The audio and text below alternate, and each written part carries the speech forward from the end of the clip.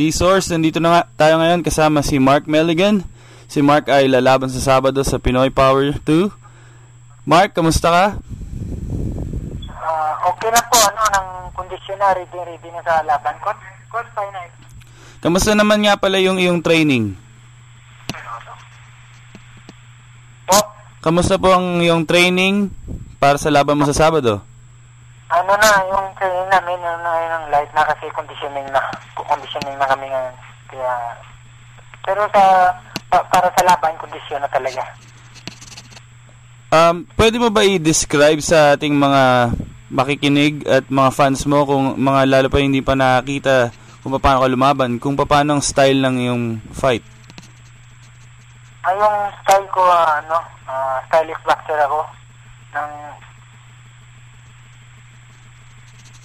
Counter puncher? Ng counter puncher. Basta ng lahat ng style makikita nyo sa akin sa laban. Basta nang papanoorin nyo na kung makita nyo kung ano talaga yung style ko sa laban. Ayos, siguradong panonoorin ka namin. Kinakabahan ka ba para sa una mong pay-per-view fight dito sa Amerika? Yung kaban, normal lang po yun.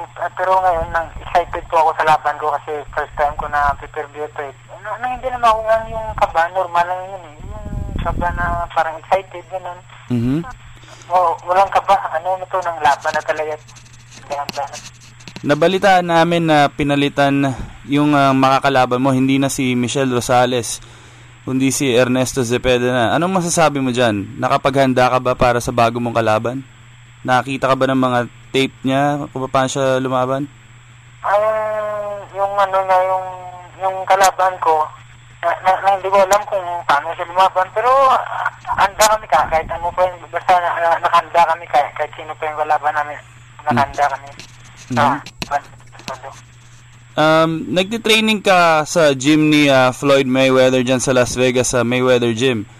At nabalitaan din namin na nakasparing mo na si Floyd.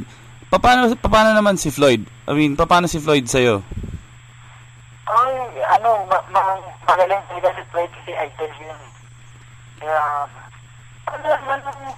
kahit naman, nakakasabay din ako sa kanya. Kaya, parang nagbigay siya sa akin ng more na experience, saka more na kumpiyansa sa sarili ko. Anong mga naituro sa'yo ni Floyd? Kasi dati ako flat-footed ako eh. Mabagal ako gumalaw. Tinuruan ako sa paa, gano'n.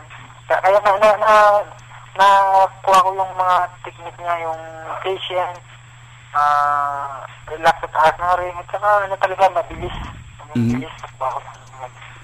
Nabalitaan din namin na nakasparing mo nun si Marcos Maidana na tumalo kay Victor Ortiz. At nabalitaan namin na maganda daw yung pinakita mo sa kanya. Sa tingin mo ba handa ka na lumaban sa mga tulad ni Maidana kung sakali man na manalo ka sa Sabado?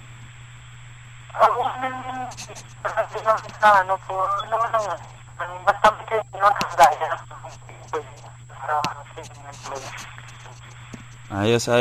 Maraming salamat, Mark. Bago tayo magtapos, meron ka bang gusto sabihin sa mga fans mo dito sa Amerika at sa Pilipinas?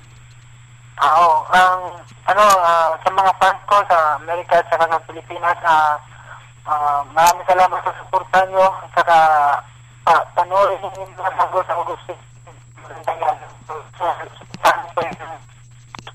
Si Denarius Concepcion at saka si Metima. Yung sa mga katagapano ko ay pala sa amin sa Bahod. Ayos. Salamat Mark at panonoorin ka namin sa Sabado at saka